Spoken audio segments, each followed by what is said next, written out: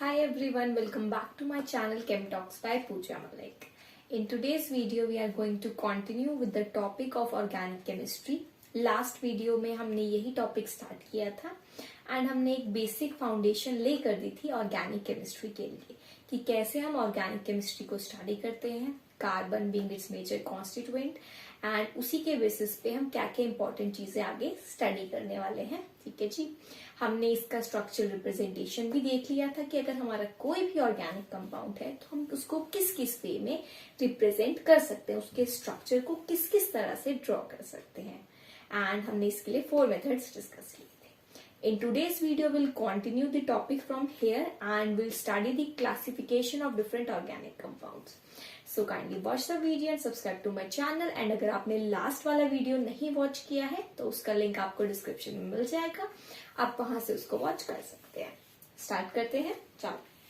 So we were talking about classification of organic compounds, right? So you know, जब भी हम कोई भी न्यू कंपाउंड या क्लास ऑफ कंपाउंड्स इंट्रोड्यूस करते हैं तो उसको क्लासिफाई करना बहुत बहुत ज्यादा इंपॉर्टेंट होता है, राइट? क्योंकि एक ऑर्गेनाइजेशन ना हमेशा जरूरी होती है। लाइक हम हर चीज को क्लासिफाई करना पसंद करते हैं। लाइक फूड हो गया तो उसको हम क्लासिफाई करना पसंद करें कि ये भाई वेज है या नॉन वेज।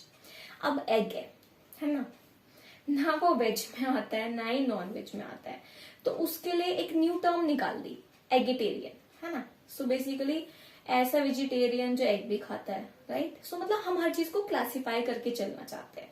वैसे ही अगर हम कोई केमिस्ट्री में भी कोई कंपाउंड्स को स्टडी कर रहे हैं तो हम प्रेफर करते हैं कि क्लासिफिकेशन हो, हमारे माइंड में एक डिस्क्रीट यूनिट सेट हो जाए कि ये टाइप का है, ये टाइप का है। ऑल दो क्लासिफिकेशन वही वाला एग्जाम्पल है जो भी फूड वाला हो गया कि वेरी कर जाता है। कुछ ऐसे फूड हो सकते हैं जो दोनों टाइप की कैटेगरी में आ रहे हो या 3 टाइप की कैटेगरी में आ रहे हो। ऐसे ही ऑर्गेनिक कंपाउंड्स भी हो सकता है कि इनमें से एक सेम कंपाउंड 2-3 टाइप की कैटेगरी में आ रहा हो। चांसेस हैं, बट मोस्टली एक डिवीजन हम क्रिएट कर ही देंगे। वो डिवीजन क्या है? सो क्लासिफिकेशन हम कर रहे हैं। फर्स्ट टाइप जो इसमें है, जो हम मोस्टली अभी तक स्टडी कर रहे थे, हम देखेंगे सबसे पहले जो स्टडी करेंगे that will be acyclic compounds. Acyclic, cyclic नहीं है जो। Open chain compounds means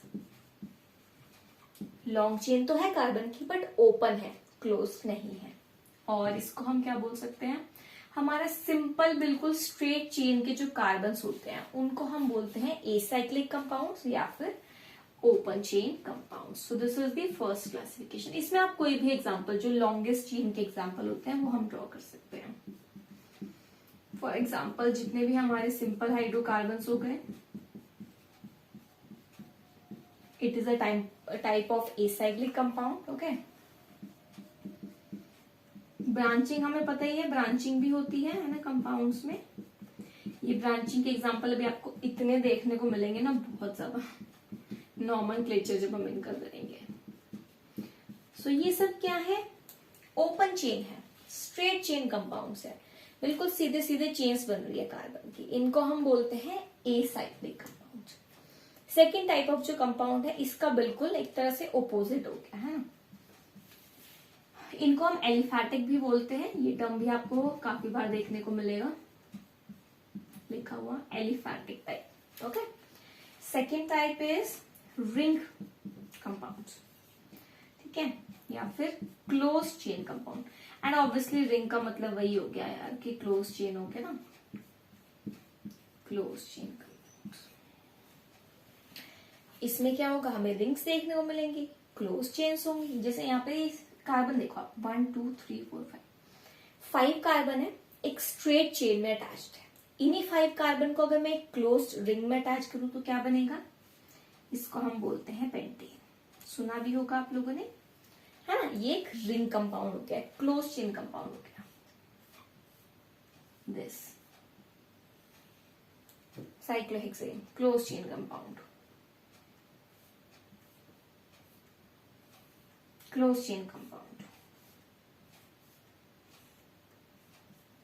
close chain compound, सब क्लोज चेन, सब रिंग कंपाउंड्स हैं, ठीक है जी। सो ये हमारे 2 क्लासिफिकेशन हो गए। थर्ड टाइप जो हमारा होता है इन कंपाउंड्स में, that is a very different type. ये ना एक ऐसा टाइप है जो अभी तक हम सिर्फ सीधा एग्जाम्पल में यूज कर लेते थे, बट होता क्या है इसका, मतलब हम ये पढ़ते क्यों हैं, या ये इसमें और इसमें क्या डिफरेंस है, वो हमने अभी तक स्टडी नहीं किया था। सो जो थर्ड टाइप ऑफ कंपाउंड होता है उसमें भी रिंग ही होती है, वो भी मोस्टली क्लोज्ड ही होते हैं, बट उनमें कुछ स्पेशल कैरेक्टरिस्टिक्स होती है जिसकी रीजन की वजह से हम उनको एक अलग ब्रांच में क्लासिफाई करते हैं, एंड इन्हीं को हम बोलते हैं aromatic compounds. Okay, so the third classification is aromatic compounds. Aromatic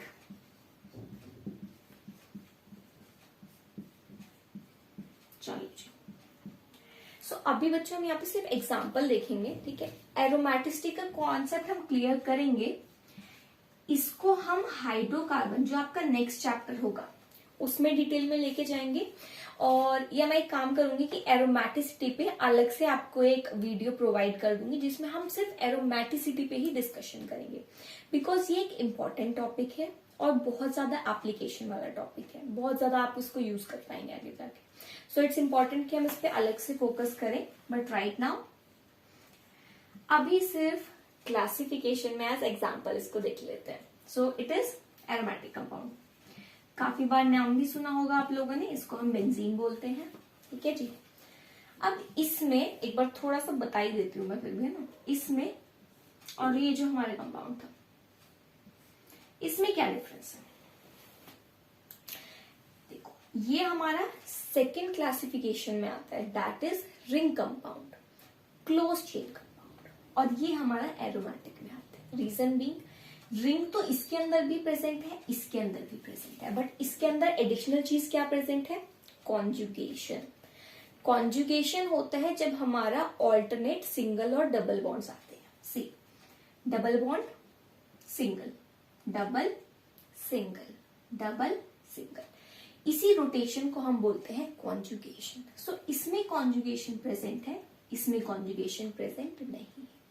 another thing, इसके अंदर जो कार्बन है वो सारे कार्बन sp2 हाइब्रिडाइज्ड है, और यहाँ पर सारे कार्बन sp3 हाइब्रिडाइज्ड है। सेम कॉन्सेप्ट जो हमने लास्ट वीडियो में स्टडी किया था, counting the bond pairs you can know what is the hybridisation of carbon. So यहाँ पे कार्बन सारे sp2 हाइब्रिडाइज्ड है और यहाँ पर sp3 हाइब्रिडाइज्ड है। सो ये कुछ बेसिक डिफरेंसेस है on the basis of which we can classify a particular compound as aromatic and as simple ring compound। इनको हम अलग से वीडियो में कवर करेंगे। अभी मूव करते हैं नेक्स्ट क्लासिफिकेशन पे, इसका और एग्जांपल देख लेते हैं, ठीक है जी। एरोमेटिक का ही जिस भी कंपाउंड में बेंजीन आ गया ना वो तो एरोमेटिक हो ही गया, ठीक है, ये हो गया। अब इनको ना हम बेंजीनॉइड कंपाउंड्स भी बोलते हैं जिसमें बेंजीन रिंग प्रेजेंट होता है। अगर कोई कंपाउंड एरोमेटिक है और उसमें बेंजीन रिंग नहीं प्रेजेंट है उसको हम बोलते हैं नॉन बेंजीनॉइड कंपाउंड। ओके, चलो moving on to the fourth type of classification, heterocyclic compounds. Hetero term मैंने आपको लास्ट वीडियो में इसका बहुत थोड़ा सा इंट्रोडक्शन दिया था, एक बार टर्म यूज किया था हमने, ये हीट्रो टर्म यूज होता है। देखो, if we have a hydrocarbon and that hydrocarbon does not include only carbon and hydrogen but any other atom is also present। Generally हम हाइड्रोकार्बन में कार्बन और हाइड्रोजन काउंट करते हैं, बट कोई ऐसा ऑर्गेनिक कंपाउंड है जिसमें कार्बन और हाइड्रोजन तो प्रेजेंट है but other than that any other atom is also present, then उसको हम बोलते हैं hetero atom. For example oxygen hetero atom है, नाइट्रोजन हीटेरो एटम है, फॉस्फोरस हीट्रो एटम है, क्लोरीन हीट्रो एटम है, ठीक है जी। सो हीट्रोसाइक्लिक कंपाउंड्स नेम से हमें समझ में आ रहा है, ऐसा कंपाउंड जो साइक्लिक होगा और जिसमें कोई हीट्रो एटम प्रेजेंट होगा। Okay, so here you can see this is a heterocyclic compound।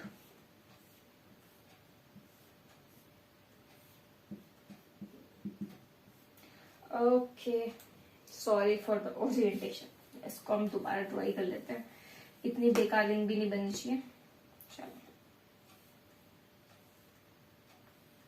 Okay, गड़बड़ हो ही जानी है ना। चलो देखो, This is our heterocyclic compound. Okay. So with this our classification of organic compounds is complete. हमने क्या क्या डिस्कस किया? अभी हमने डिस्कस किए heterocyclic compounds, उससे पहले aromatic compounds, उससे पहले ring compounds, and before that open chain compounds या फिर aliphatic compound. So this is the classification. So अभी हमने classification भी पढ़ लिया, representation भी पढ़ लिया. हम लोग बहुत धीरे धीरे स्टेप वाइज चल रहे हैं और एक बहुत ही स्ट्रॉन्ग फाउंडेशन ले कर रहे हैं अपनी ऑर्गेनिक केमिस्ट्री को पढ़ने की. जिसने बच्चों ये स्टेप वाइज धीरे धीरे सारे टॉपिक्स क्लियर कर लिए ना, सारे क्लैरिफाई कर लिए, उसके लिए आगे चल के ऑर्गेनिक केमिस्ट्री यूं हो जाना है बहुत इजीली. ठीक है. सो इम्पोर्टेंट है आप हर स्टेप पे धीरे धीरे टॉपिक को समझो. कोई जल्दी नहीं है, स्लोली स्लोली एक एक टॉपिक को क्लियर करते हुए हम चलेंगे, है ना. चलो ये अब हमने डिस्कस कर लिया. अब हम मूव ऑन करेंगे एक क्या कह सकते हैं, जो हमने 10th में थोड़ा सा कार्बन का स्टडी किया था ना, लाइक कार्बन के जो कंपाउंड स्टडी किए थे, हमने बेसिकली नॉमेनक्लेचर स्टार्ट करने वाला है, जो कि बहुत ही इंपॉर्टेंट और इंटरेस्टिंग टॉपिक है और एग्जाम पॉइंट ऑफ व्यू से भी बहुत इंपॉर्टेंट है. बहुत क्वेश्चंस इससे पूछे जाते हैं ना. सो उसको स्टार्ट करने से पहले हम नॉमेनक्लेचर में ही जो हमने 10th में थोड़ा सा इंट्रो दिया था कि किस तरह से हम कंपाउंड्स की नेमिंग करते हैं, उसका एक बार वापस से टचअप कर लेते हैं. ओके. सो कार्बन कंपाउंड्स को हम दो तरह से क्लासिफाई और कर सकते हैं, saturated carbon compounds and unsaturated carbon compounds. तो जो सैचुरेटेड कार्बन कंपाउंड्स वो होते हैं जिसमें सिर्फ सिंगल बॉन्ड्स प्रेजेंट होते हैं कंपाउंड के अंदर, एंड अनसैचुरेटेड कंपाउंड्स हमारे वो होंगे जिसके अंदर डबल बॉन्ड या फिर ट्रिपल बॉन्ड प्रेजेंट होंगे. अगर डबल बॉन्ड या ट्रिपल बॉन्ड प्रेजेंट है then we call it as unsaturation. Clear.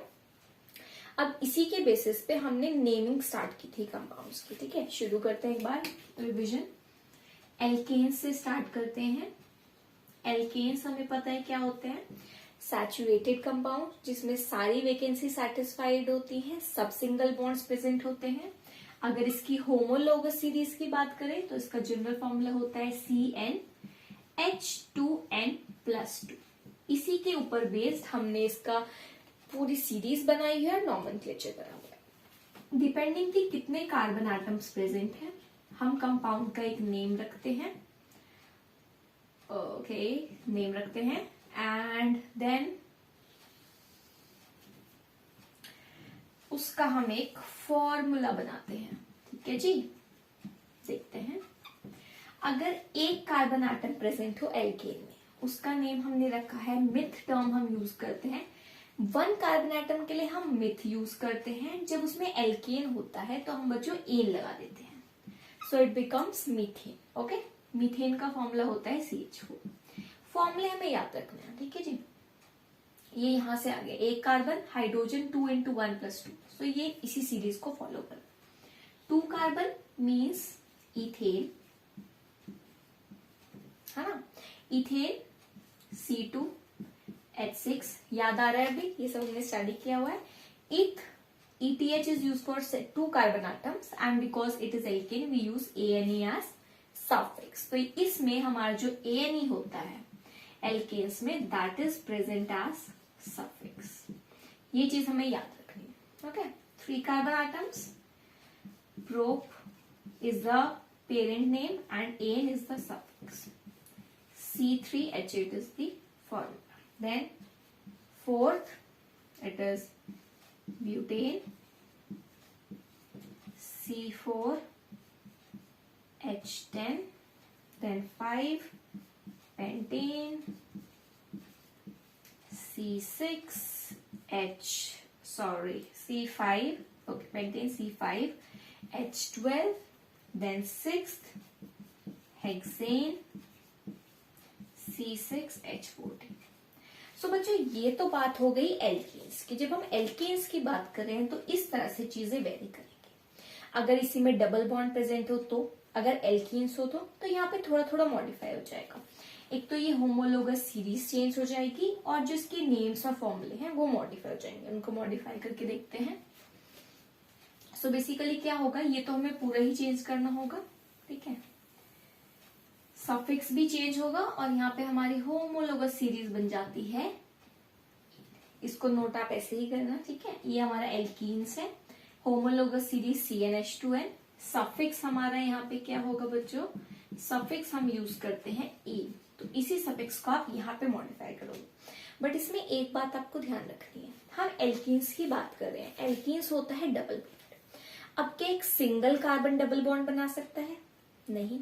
Single carbon और हाइड्रोजन, हाइड्रोकार्बन का मतलब होता है ओनली कार्बन एंड हाइड्रोजन, तो कार्बन हाइड्रोजन के साथ तो डबल बॉन्ड नहीं बना सकता। If he had to make a double bond, if it had to make a double bond, it requires another carbon atom, okay. So दूसरा carbon atom तो चाहिए होगा। दैट मीन्स एक कार्बन आटम में ना एल्कीन नहीं बन सकता। सो ये जो हमारा एक कार्बन आटम है, हमें लग रहा था कि यहाँ पे मिथीन बनना चाहिए था, है ना, उसकी पॉसिबिलिटी है ही नहीं, क्योंकि उसका कोई फॉर्मूला बन ही नहीं सकता ना। So it is not possible. So alkene कहाँ से स्टार्ट होंगे? From second carbon atom, and it will vary like this. इसको हम यहीं पे मॉडिफाई कर देते हैं, I hope it's not a problem, है ना। चलो, सो ये हो जाएगा इथीन। फॉर्मूला होमोलोगस सीरीज के according C2H4, propene C3H6, basically double the carbon atoms हो जाएंगे यहाँ पे हाइड्रोजन में। C4H8, pentene, C5H10, hexene, C6H12. So this is how the table varies for the nomenclature of alkene. इसी में से alkyne के लिए थोड़ा सा चेंज है। एल्काइन मीन्स ट्रिपल बॉन्ड अगर है, ट्रिपल बॉन्ड का मतलब ये सारे फॉर्मूले हमारे मॉडिफाई हो जाएंगे, राइट, है ना, और ये हमारा चेंज हो जाएगा पूरा। यहां पर भी बच्चों वही सेम चीज, कार्बन कार्बन के साथ ही तो ट्रिपल बॉन्ड बना सकता है ना, हाइड्रोजन के साथ तो नहीं पॉसिबल है, ठीक है। सो इसीलिए यहाँ पे भी मिथाइन जैसा कुछ एग्जिस्ट करता ही नहीं है, it's not possible. It starts from ethyne, homologous series हो जाता है यहाँ पे -2, एंड सफिक्स बच्चों हो जाएगा आइन। यहां तक बिल्कुल क्लियर है चीजें, देखते हैं। सेकेंड कार्बन के लिए it is ethyne. Formula homologous series के अकॉर्डिंग C2H2 हो जाएगा, ओके। 3 कार्बन एटम्स, प्रोपाइन, ये हो जाएगा हमारे पास C3H4, then butyne, C4H6 and so on. हम कहीं तक भी ये चेन लेके जा सकते हैं, एंड इसके लिए हमने पेरेंट नेम क्या पढ़े हैं कार्बन एटम्स के according? Meth, eth, prop, but, pent, hex, hept, oct, non and dec, है ना। इस तरह से हमारी वेरी करती है up to 10 carbon atoms. So ये हमारा थोड़ा सा एक रिफ्रेशिंग हो गया कि हमने बेसिक थोड़ा सा रिफ्रेश कर लिया। अदर देन दैट हमने क्लास 10th में कुछ फंक्शनल ग्रुप्स के बारे में भी थोड़ा सा डिस्कस किया था। फंक्शनल ग्रुप के बारे में ऑल्दो भी हम डिटेल में बहुत डिस्कस करेंगे, बट इंट्रोडक्शन तो इम्पोर्टेंट है ही, सबका रिविजन भी तो कराना है। चलो फंक्शनल ग्रुप का एक छोटा सा इंट्रोडक्शन ले लेते हैं, सिर्फ उनका ना फॉर्मूला और नेम्स डिस्कस कर लेते हैं एक बार जल्दी से।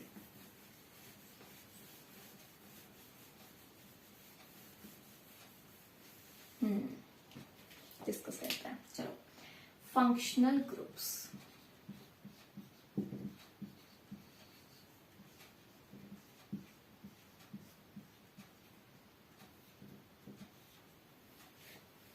सो फंक्शनल ग्रुप की बात की, OH, ये फंक्शनल ग्रुप हमने पढ़ा था, इसको हम बोलते हैं अल्कोहल। प्रीफिक्स भी बताओ, प्रीफिक्स या सफिक्स? प्रीफिक्स सफिक्स देख लेते हैं, है ना, याद रहेगा तो बेटर है, वरना रिवीजन तो हमें करना ही है, न्यू दोबारा तो हमें डिस्कस सब कुछ करना ही है नोमेनक्लेचर में। OH ग्रुप अगर कहीं पे दिखता है, ठीक है, इसको बोलते हैं अल्कोहल। एंड इसमें हम यहाँ तो मैं हेडिंग डाल देती हूँ, इसके लिए अगर हम प्रीफिक्स या सफिक्स जो यूज करते हैं, तो वो मोस्टली हम फंक्शनल ग्रुप के लिए सफिक्स यूज करते हैं, वो हम याद रखेंगे OL। प्रीफिक्स भी हैं बट उनको धीरे धीरे सीखेंगे। OH alcohol suffix. प्रीफिक्स और सफिक्स टर्म सबको पता है क्या होता है? प्रीफिक्स होता है जब आप किसी पर्टिकुलर नेम के आगे कुछ ऐड कर देते हैं, उसको हम प्रीफिक्स बोलते हैं। एंड किसी नेम में अगर आप एंड में कुछ ऐड कर देते हैं, उसको हम सफिक्स बोलते हैं, ठीक है। So this is it. Then COH, अगर आपको किसी ऑर्गेनिक कंपाउंड में COOH विजिबल होता है तो इस फंक्शनल ग्रुप को हम बोलते हैं कार्बोक्सिलिक एसिड।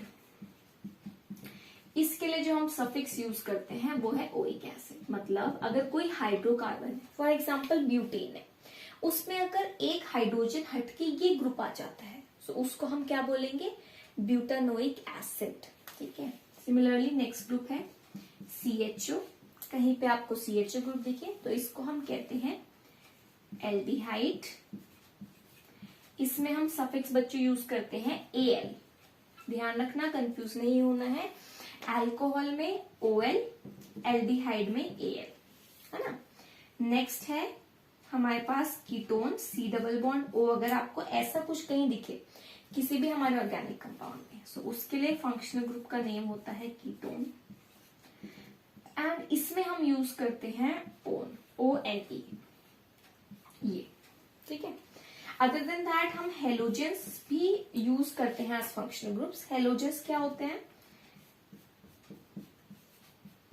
ये तो सबको अब तक क्लियर हो ही गया होगा। अभी 11th में दोबारा हमने रिवीजन किया है chapter 3 periodic properties, classification of elements. उसमें हमारा ग्रुप 17 होता है जिसके अंदर सारे हेलोजन प्रेजेंट होते हैं, क्लोरीन, क्लोरीन, ब्रोमीन, आयोडीन। तो इसको हम ओवरऑल X सिंबल से रिप्रेजेंट करते हैं, है ना। तो इनको हम क्या बोल सकते हैं, हेलोजन। एंड हेलोजन में बच्चों ये आपको याद रखना है कि हेलोजन में ना सफिक्स यूज नहीं होता, हेलोजन में प्रीफिक्स यूज होता है, हेलो। सो इसमें आप लिख लेना अलग से कि ये प्रीफिक्स है, इसको हम सफिक्स की तरह यूज नहीं करते। हेलो का मतलब अगर फ्लोरीन होगा सो it will B fluoro, chlorine होगा तो क्लोरो। फॉर एग्जाम्पल अगर कहीं पे 4 कार्बन एटम्स का एक ऑर्गेनिक कंपाउंड है, हाइड्रोकार्बन चेन है, ब्यूटेन, है ना, उसी में अगर आप एक हाइड्रोजन को रिप्लेस करके क्लोरीन लगा दोगे तो वो क्या बन जाएगा, क्लोरोब्यूटेन। फ्लोरीन लगा दोगे तो फ्लोरोब्यूटेन। इस तरह से हम प्रीफिक्स यूज करते हैं। सो विद दिस हमने अपना एक एल्केन, एल्कीन, एल्काइन का भी नॉमेनक्लेचर थोड़ा सा इंट्रो देख लिया है, और फंक्शनल ग्रुप के लिए भी थोड़ा सा क्या ग्रुप्स होते हैं, क्या उनके सफिक्स होते हैं वो देख लिया है। अब हम स्टार्ट करने वाले हैं अपना the most major topic, nomenclature of organic compounds. Nomenclature क्या होता है, नेमिंग। जैसे हम सबके नाम होते हैं, सबका नाम होता है, एक पहचान होती है ना। विदाउट नेम हम रिकॉग्नाइज नहीं कर पाते, बल्कि हमारे लिए तो फिर भी सेम नेम होते हैं, लाइक है कि 2 लोग हैं उनके बिल्कुल सेम नेम है, सरनेम भी सेम है, बिल्कुल exact 2 copy. But organic compounds पे नेवर, ऐसा कभी भी नहीं होगा। अगर 2 कंपाउंड है अलग है तो उनका नेम हमेशा क्या होगा, अलग होगा। कुछ भी अगर ऐसा है ना कि ऑर्गेनिक कंपाउंड है, सब कुछ उनमें सेम है, सिर्फ बॉन्ड का ओरिएंटेशन भी डिफरेंट है, तो भी हम कुछ ना कुछ साइड में ऐसा मेंशन कर ही देते हैं जो उनके नेम्स में डिफरेंशिएट करता है। ठीक है जी। सो ये आपको ध्यान रखना है।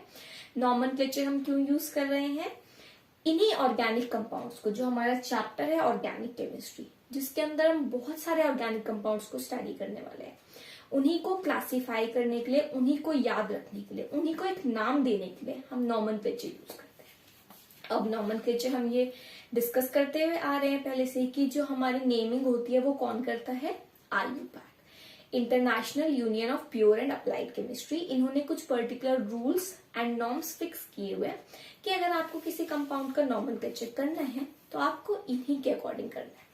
सो ऑर्गेनिक कंपाउंड्स पे हम उन्हीं को अप्लाई करके नॉमेनक्लेचर करेंगे। स्टार्ट करते हैं। सो जब हम नॉमेनक्लेचर करते हैं तो IUPAC के अकॉर्डिंग कुछ रूल्स एंड नॉर्म्स को फॉलो करके नॉमेनक्लेचर करते हैं।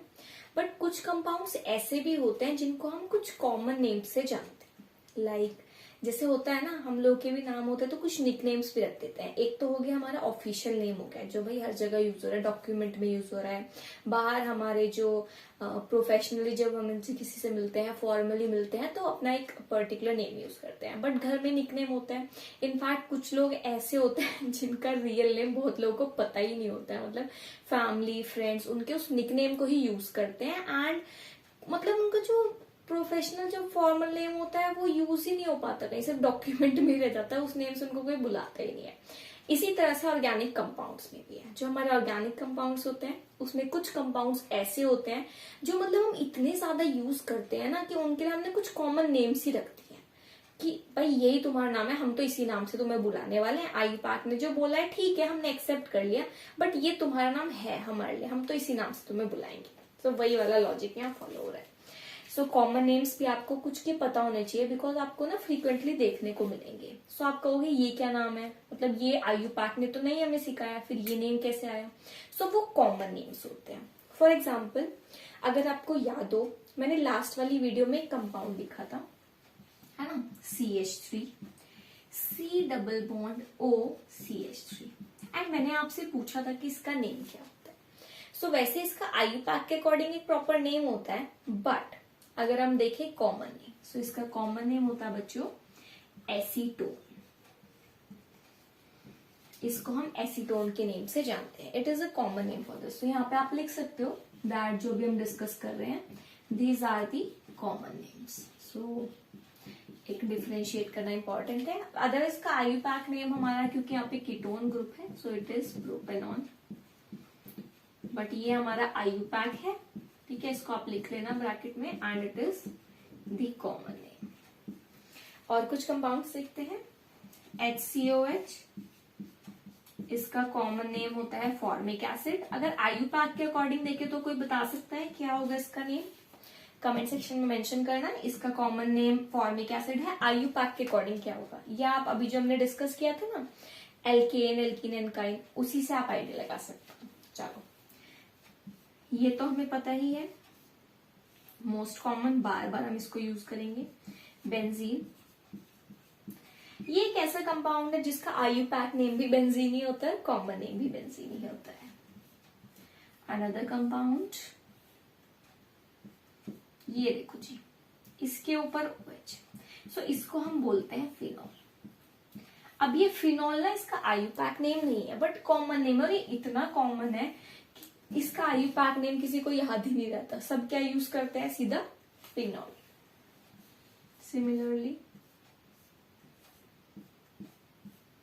दिस CH3, इसी के ऊपर, बेंजीन के ऊपर अगर CH3 ग्रुप लग जाता है, इसको हम कहते हैं टॉलुइन।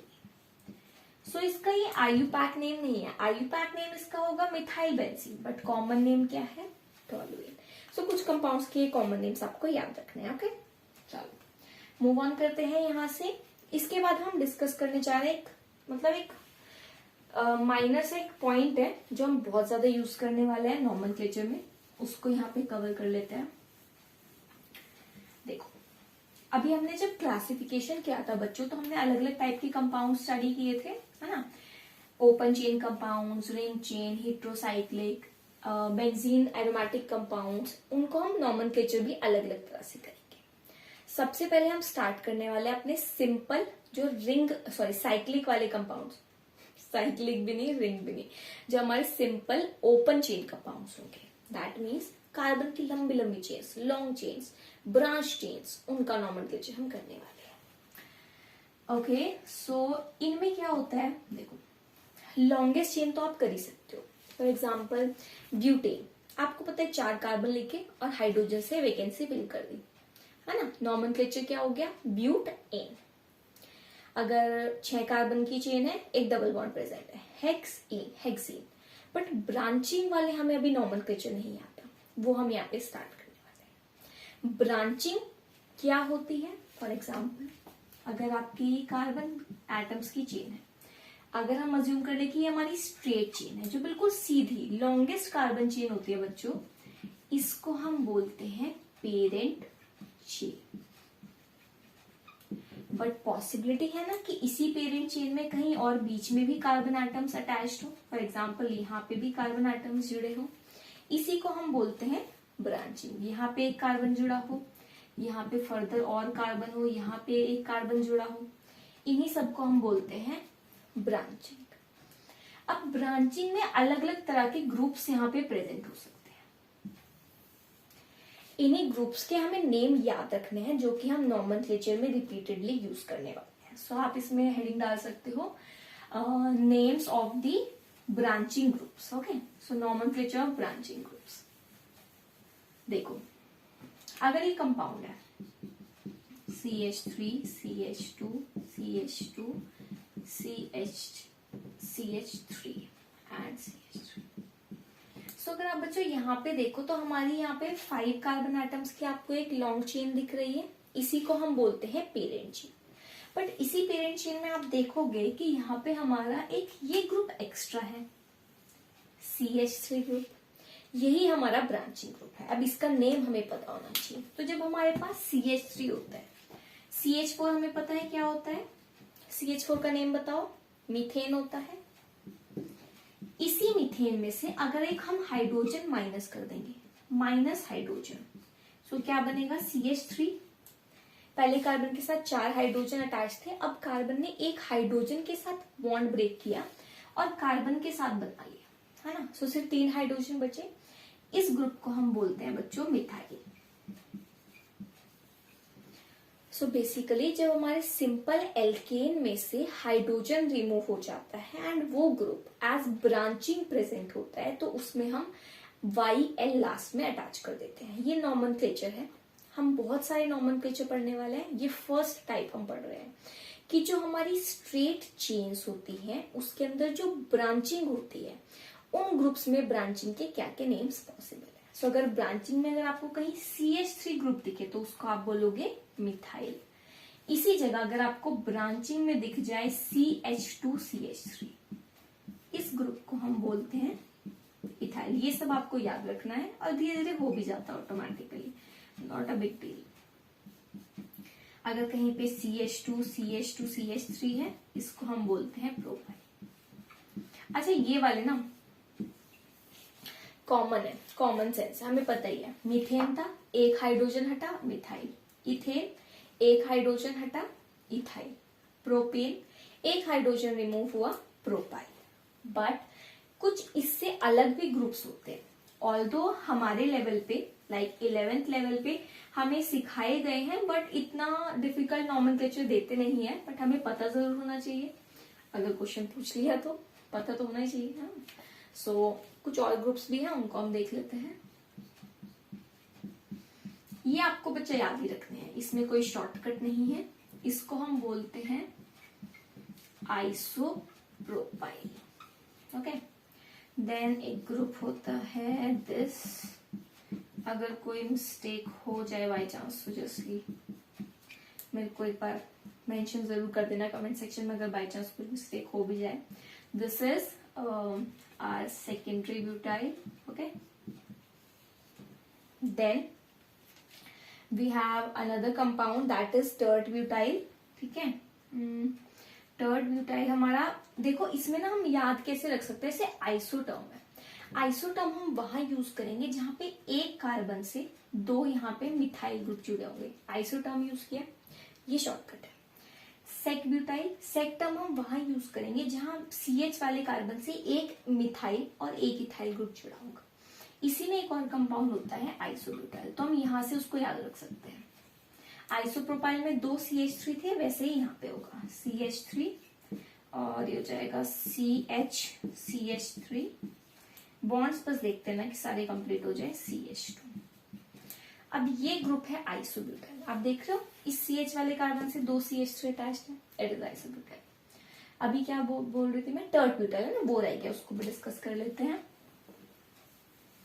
टर्ट ब्यूटाइल, और ये तो आपको क्लियर हो गया होगा ना, propyl means 3 carbon total, butyl means total 4 carbon. ठीक है, टर्ट ब्यूटाइल होता है बच्चों जिसमें हमारे सारे ही CH3 ही ग्रुप होंगे, दैट मीन्स सब मिथाइल ग्रुप्स होंगे। ठीक है, सो दिस ऑब्वियसली कार्बन की 4 वैलेंसी होती है, 3 मिथाइल और एक ग्रुप जो कार्बन कार्बन से जुड़ा होगा, एंड बिकॉज टोटल 4 कार्बन है, so we can call it as tert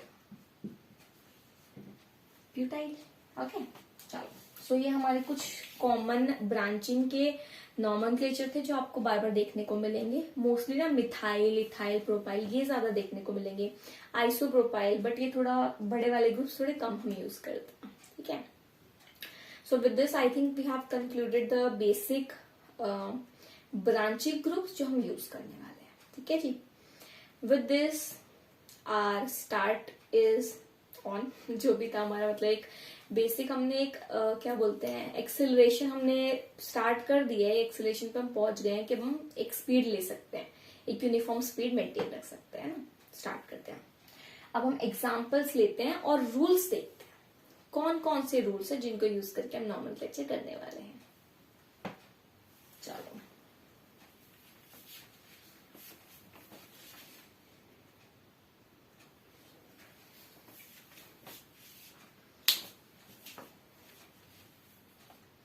सो ये आपके कुछ बेसिक से ग्रुप हैं जो बार बार यूज होने वाले हैं। Basic basic basic basic so ये आपके वो ग्रुप्स हैं जो आपको बार बार ब्रांचिंग में देखने को मिलेंगे, है ना। ये हमने समझ लिया है। एंड अभी हमने नॉमेनक्लेचर का थोड़ा सा स्टार्ट हमने ले लिया है, हम उसको आगे प्रोसीड करेंगे मेन पार्ट पे, दैट इज रूल्स। क्या क्या रूल्स हमें फॉलो करने हैं नॉमेनक्लेचर को अचीव करने के लिए, वो देखते हैं। So, the first step which we have to follow while doing the nomenclature is that we need to identify the longest carbon chain and उसी को हम बोलते हैं parent chain, जो मैंने अभी आपको बताया भी था थोड़ी देर पहले कि जो हमारा ऑर्गेनिक कंपाउंड होगा उसमें हम देखेंगे कि सबसे लंबी चेन कौन सी है कार्बन एटम्स की, वही हमारी पेरेंट चेन होगी। जो ग्रुप्स उस चेन में इंक्लूड नहीं होंगे बच्चों, उनको हम ब्रांच्ड ग्रुप्स बोलते हैं, ठीक है। ये हमारा पहला स्टेप हो गया, कार्बन एटम्स की लॉन्गेस्ट चेन को आइडेंटिफाई करना। एग्जांपल देखते हैं, इसमें थोड़ा इंटरैक्टिव वाले सेशन में ज्यादा बेटर रहता है, लाइक आप इंटरैक्ट जब कर पाते हो ना, so that is interesting also.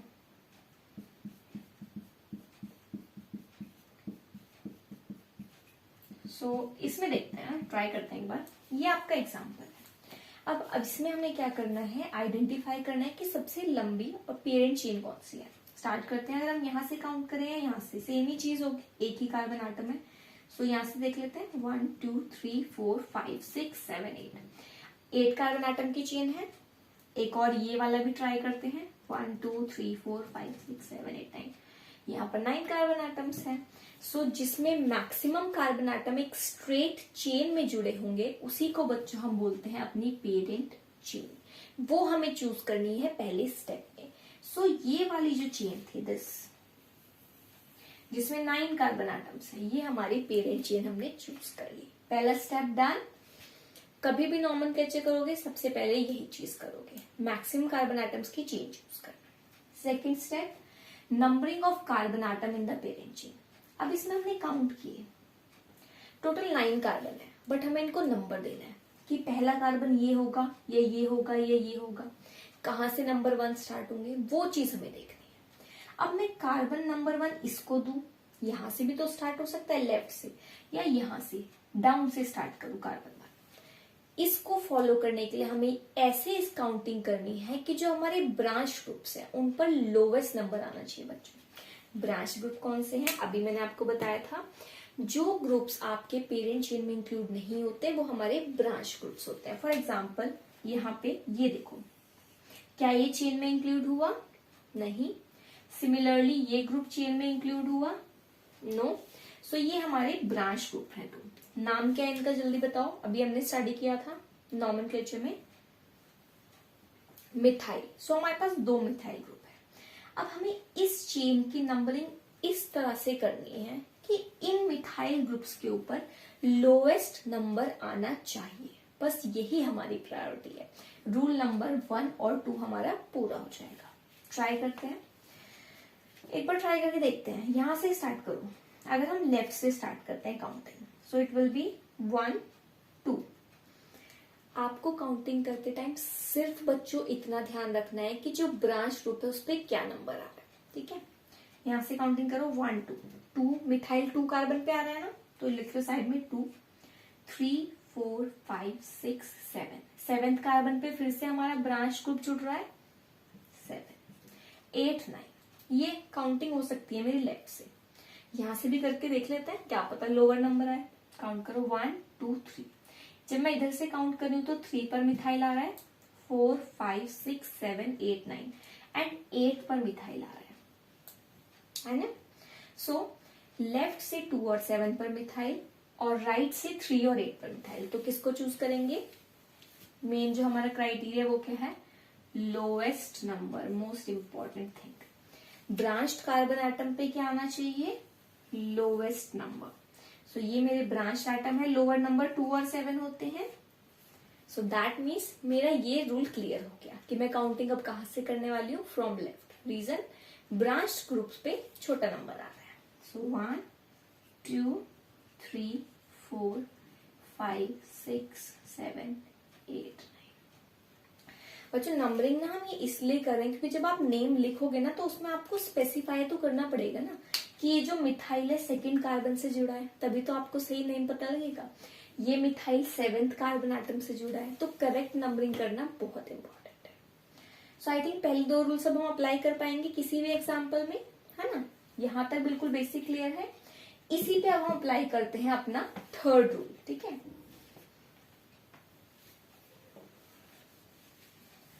Third rule apply करते हैं। सो स्टेप 3 क्या कहता है, number of substituents prefix and indicated using numbers. That means कि जो हमारा क्या है सब्स्टिट्यूएंट, जो हमारा ब्रांच ग्रुप है बच्चों, इनको हम सब्स्टिट्यूएंट भी बोलते हैं। ये किस कार्बन एटम से जुड़े हुए हैं हम वो नंबर लिखते हैं, ठीक है, उसको एज प्रीफिक्स यहाँ पे हम यूज करते हैं।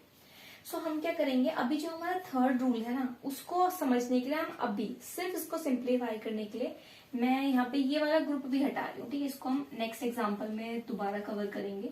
अभी हम अज्यूम कर लेते हैं कि ये मॉलिक्यूल है, इसको आप नोट करना, हम इसका नोमेनक्लेचर कर रहे हैं, ठीक है।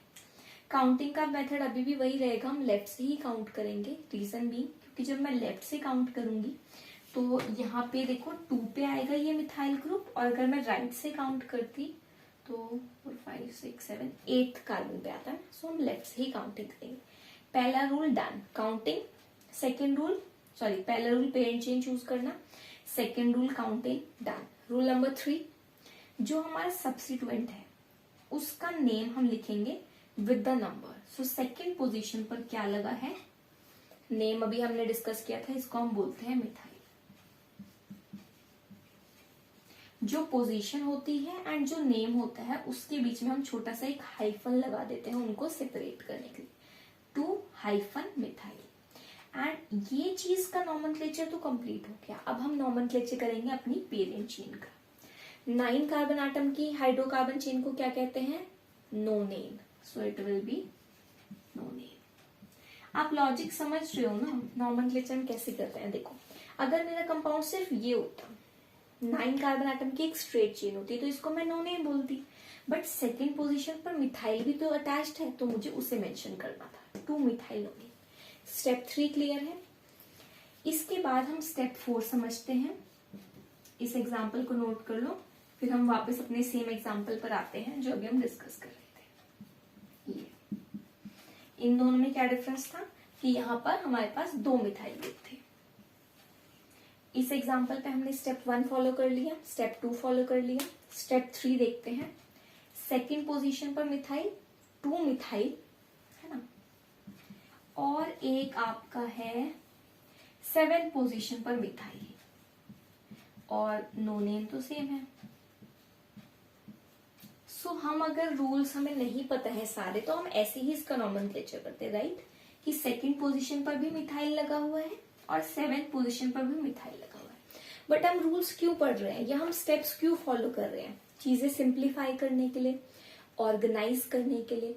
तो बार बार सेम नेम को लिखने का तो कोई यूज नहीं है, तो इसके लिए एक बेटर मेथड सजेस्ट किया गया। उन्होंने क्या कहा, रूल जो हमारा स्टेप 4 या बोल सकते हैं रूल 4 है, वो ये कहता है कि अगर आपका एक ही कंपाउंड में एक से ज्यादा सेम ग्रुप प्रेजेंट हो, जैसे यहाँ पे 2 सेम मिथाइल ग्रुप प्रेजेंट है but they are present at different positions, then what we can do, we can write just the numbers. हम सिर्फ 2 लिखेंगे एंड 7 लिखेंगे एंड इनको एक कॉमा से सेपरेट कर देंगे। दिस शोज कि सेकेंड और 7th पोजीशन दोनों पर मिथाइल लगा हुआ है।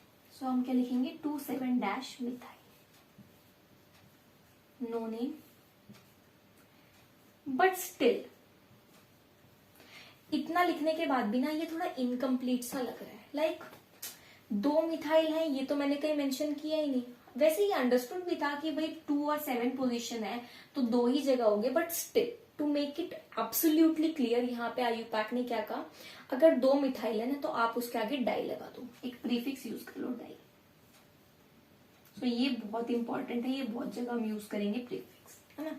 सो बेसिकली रूल नंबर 4 या स्टेप 4 क्या कहता है, अगर आपके पास एक ऑर्गेनिक कंपाउंड में ब्रांच ग्रुप एक से ज्यादा सेम प्रेजेंट हो अलग अलग पोजीशन पे, तो आप उनकी पोजीशन का नंबर लिखो, उनके बीच में कॉमा लगा के उनको सेपरेट कर दो और जितने नंबर ऑफ एटम है उसके अकॉर्डिंग प्रीफिक्स लिख दो। जितने नंबर ऑफ एटम्स के अकॉर्डिंग प्रीफिक्स कैसे, एक बच्चे इसको जरूर मार्क कर लेना कि ये गलत नॉमेनक्लेचर है, दिस वन इज करेक्ट, ये हमारा सही नॉमेनक्लेचर है। सो प्रीफिक्स में साइड में यहाँ पे लिख देती हूँ, है ना, क्या होते हैं। सो अलग से इसको लिख लेते हैं। अगर 2 एटम्स प्रेजेंट हो सेम, 2 ब्रांच, तो डाई प्रीफिक्स हम यूज करेंगे। 3 एटम प्रेजेंट हो तो ट्राई हम यूज करते हैं। 4 एटम्स के लिए टेट्रा, 5 एटम्स के लिए पेंटेन, सो ऑन हम प्रीफिक्स यूज करते हैं। सो दिस इज द कंपाउंड। इसी में मॉडिफाई करके देखिए, एक छोटा सा चेंज करें। चलो, ये जो हमारे मेन स्टेप 4 थे वो हमारे क्लियर हो गए। अब हम इसी में मॉडिफिकेशन कर करके अलग अलग देखेंगे। इसी में देखते हैं, आप ये देखो कि क्या हम ये मॉडिफाई करके बना सकते हैं। एग्जांपल, लोएस्ट नंबरिंग हमारी यहीं से आएगी ना फिर भी, ठीक है। अगर यहाँ पे भी मिथाइल ग्रुप लगा होता, अगर ये एग्जांपल ये होता, है ना। सो इसका नॉमेनक्लेचर करते हैं। सेम आपकी जो पेरेंट चेन है वो अभी भी 9 कार्बन की है, इसको भी मॉडिफाई कर लेते हैं, 10 कर लेते हैं, क्या दिक्कत है ना। इसको कर लेते हैं CH2 CH3, सो 9 और 10। अभी हमारी 10 कार्बन एटम की चेन बन गई बड़ी सी, और इसमें ब्रांचिंग अगर हम देखें तो 2 ग्रुप ये हैं और तीसरा ग्रुप ये है। नॉमेनक्लेचर कैसे करेंगे, सबसे पहले पेरेंट चेन चूज कर ली 10 कार्बन एटम्स की। सेकेंड रूल, नंबरिंग कर ली, 1 से शुरू किया तो लोअर नंबर आ रहे थे जब लेफ्ट से स्टार्ट किया। थर्ड रूल, सब्सिट्यूएंट्स की पोजीशन देख ली, 2, 3 एंड 7। फोर्थ रूल, क्योंकि सेम ही सब्सिट्यूएंट है तीनों जगह पे तो हम सबको कॉमा से सेपरेट करके लिख देंगे। So will write it as 2, 3, 7 and 3 groups के लिए हम क्या यूज करेंगे, tri. So will write it as 2, 3, 7 tri. तीनों मिथाइल है, so methyl and then 10 carbon के लिए decane. So this is the complete nomenclature of this given compound. Okay. So अब step 4 ही हमारे क्लियर हो गए हैं, हम इसी में और एग्जाम्पल कंटिन्यू करते हैं।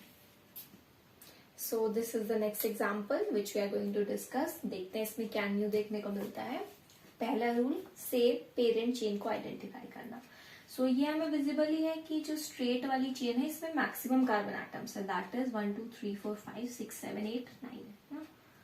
सो 8 कार्बन एटम्स की हमारी स्ट्रेट चेन है, पेरेंट चेन चूज हो गई। नंबरिंग की बात करें, अब ये तो हमें दिख रहा है, विजिबल है कि ये स्ट्रेट चेन है, तो ये इस चेन में इंक्लूड नहीं हुआ है ग्रुप, एंड ये इस चेन में इंक्लूड नहीं हुआ है, तो ये दोनों हमारे क्या है, सब्सिट्यूएंट्स, या फिर इनको हम बोल सकते हैं ब्रांच्ड ग्रुप्स, है ना।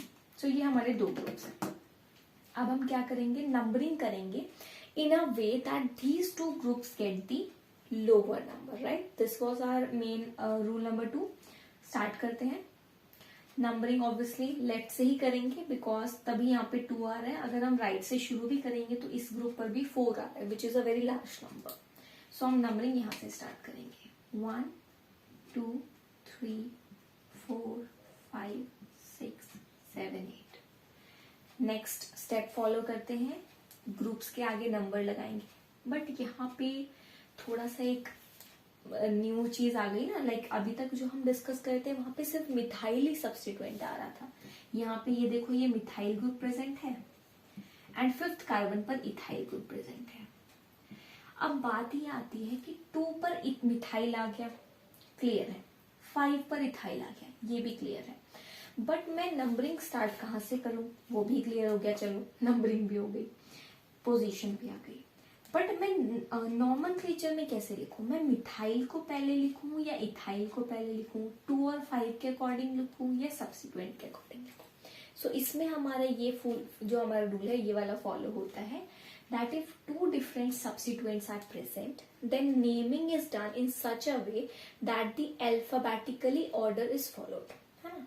जो alphabetically पहले आता है उसको हम पहले लिखते हैं। जैसे यहाँ पे हमारे दो ग्रुप्स कौन से हैं, मिथाइल एंड इथाइल, तो alphabetically E पहले आएगा या M, E पहले आएगा। सो जो E वाला ग्रुप है हम उसको पहले लिखेंगे, ठीक है। नंबरिंग तो हमने इसी तरह से की कि सब पर लोअर नंबर आए, बट लिखने की जब बात आई, नॉमेनक्लेचर में जब रिप्रेजेंटेशन की बात आई, तो हम पहले अल्फाबेटिकली पहले जो आता है उसको मेंशन करेंगे। So will write it as same way, पहले नंबर लिखेंगे 5, देन इथाइल लिखेंगे जो ग्रुप है। इथाइल ये भी हमने डिस्कस किया ही था, that CH2CH3 is known as ethyl. So 5 ethyl ये हो गया हमारे पास। देन नेक्स्ट, जब भी आप नेम और नंबर को सेपरेट करोगे तो आप हाइफन हमेशा यूज करोगे। Then again 2 methyl, and then जो हमारी पेरेंट चेन है 8 कार्बन एटम की चेन को हम क्या बोलते हैं, ऑक्टेन। सो बच्चा this is the complete nomenclature of this given compound. इसी के साथ हमने रूल जो हमारे फर्स्ट 4 रूल्स थे उनकी काफी प्रैक्टिस कर ली, एंड ये भी देख लिया कि अगर अलग अलग ग्रुप्स प्रेजेंट होंगे तो उनको हम कैसे अरेंज करेंगे, अल्फाबेटिकली ऑर्डर में लिखेंगे, इथाइल पहले, मिथाइल बाद में। So this is the correct nomenclature of this compound. अब हम डिस्कस करते हैं next rule number 5। So this is the example which we are going to discuss for rule number 5। Okay, so देखते हैं। Parent chain visible है जो हमारी बिल्कुल स्ट्रेट चेन है, राइट। अगर बात करें नंबरिंग की तो यहाँ पे थोड़ा सा ट्रिकी हो जाता है नंबरिंग। अगर आप देखो, अगर आप लेफ्ट से स्टार्ट करते हो, देखो पेरेंट चेन तो हमें दिख गई। सो ये ऑब्वियस है कि ये जो इथाइल ग्रुप है एंड ये जो मिथाइल ग्रुप है ये हमारे सब्स्टिट्यूएंट है, राइट। अब जब हम बात कर रहे हैं नंबरिंग की, तो अगर आप लेफ्ट से स्टार्ट करो तो 1 2 3rd कार्बन पे, है ना, इथाइल ग्रुप आता है, एंड देन 6 कार्बन पर मिथाइल ग्रुप आता है। अगर आप राइट से स्टार्ट करो तो भी 3rd कार्बन पर और 6th कार्बन पे आता है, तो नंबर तो सेम आ रहे हैं। अगर दोनों CH3 होते तो कोई फर्क नहीं पड़ता कि मैं नंबरिंग लेफ्ट से स्टार्ट करूं या राइट से स्टार्ट करूं, क्योंकि 3 और 6 दोनों पर ही मिथाइल था, तो नेम हो जाता डायरेक्टली 3,6 डाइमिथाइल। बट यहाँ पर क्या है, एक ग्रुप मिथाइल है एक ग्रुप इथाइल, तो हमें कुछ तो क्राइटेरिया सेट करना पड़ेगा अलग अलग ग्रुप्स हो। सो यहाँ पे क्या है, दो अलग अलग सब्स्टिट्यूएंट्स हैं एट सेम पोजीशन। लेफ्ट से ये भी 3 पर आ रहा है और राइट से ये 3 पर आ रहा है, तो सेम पोजीशन पे आ रहा है। तो अब मैं लेफ्ट से काउंटिंग स्टार्ट करके इस पर 3 पोजीशन रखूं, या राइट से काउंटिंग स्टार्ट करके इस पे 3 पोजीशन रखूं। दैट इज दी क्या बोल सकते हैं, ट्विस्ट, है ना, ट्विस्ट है यहाँ पे। So then counting is done in alphabetical order. So इस केस में भी हम अल्फाबेटिकल ऑर्डर फॉलो करते हैं।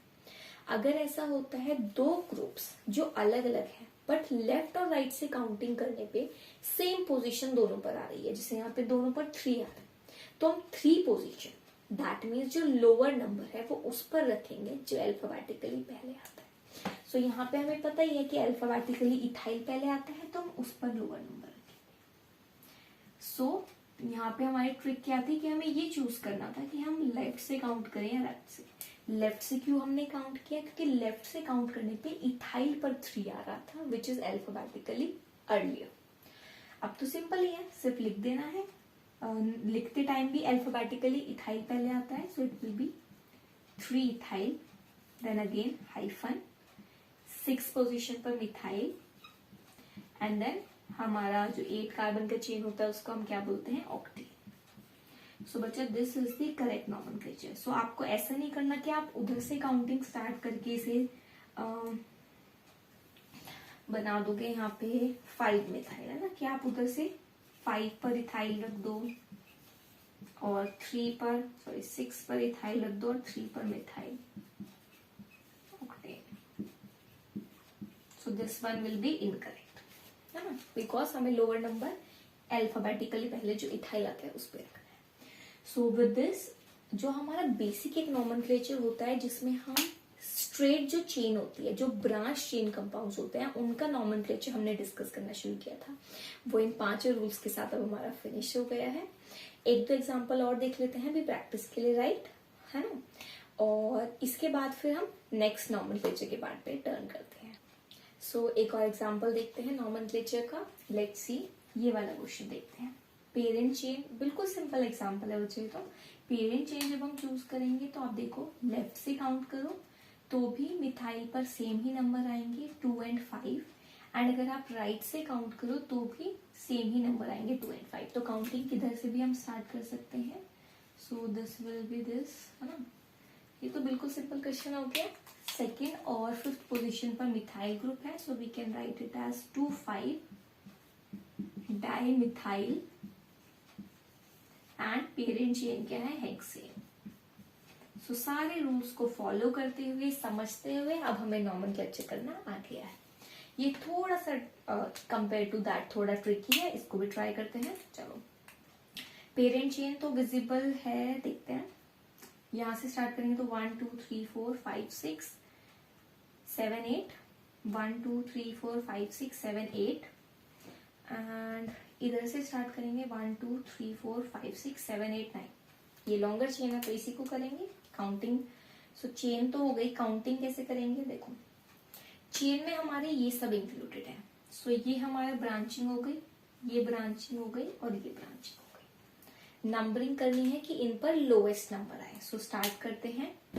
कैसे नंबरिंग करेंगे, अगर आप यहां से नंबरिंग तो 1 2 3 थर्ड पोजीशन पर, 4th 5th पोजीशन पर, 6th 7th पोजीशन पर, एंड 8th 9th 3 5 7 पोजीशन आ रही है।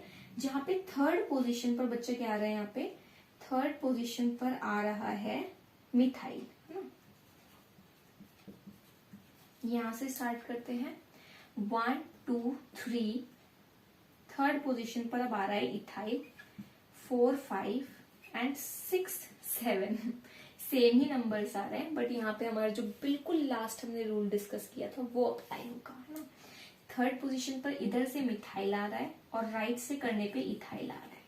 सो हम कहाँ पे लोअर नंबर रखेंगे, जो अल्फाबेटिकली पहले आता है। सो हम इथाइल पर लोअर नंबर प्रेफर करेंगे।